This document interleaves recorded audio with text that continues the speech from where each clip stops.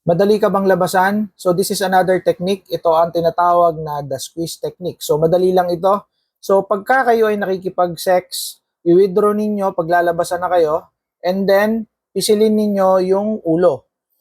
Dito sa may bandang pagitan ng head o ng shaft ng penis at saka dito sa pinaka-tip. So dito sa bandang ito. Pipisilin niyo yan. Meron kasi yung pagitan, di ba? Alam niyo naman yon. So doon sa bandang yun ninyo pipigain o pipisilin. Kailangan may pain. So pipisilin niyo yan 10 to 20 seconds hanggang mawala yung urge na lalabasan na kayo o yung tinatawag na ejaculatory reflex. So let's say ito yung iyo, gantong kalaki yung sayo, no? Ayan. So ang gagawin mo diyan, pipisilin mo ito and then yun na yun. 10 to 20 seconds, remember that. Pagkatapos na mawala na yung urge, no?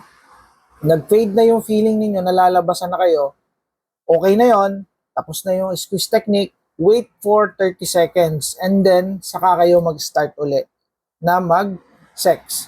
Kasi hindi mo naman agad maipapasok yan ng masakit. No? Ngimay pa yan eh.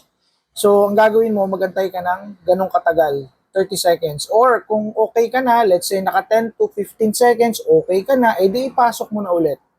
Okay? So, yan yung technique para hindi agad kayo labasan, para tumagal kayo sa kama at ma-enjoy ninyo ng partner mo yung inyong activity.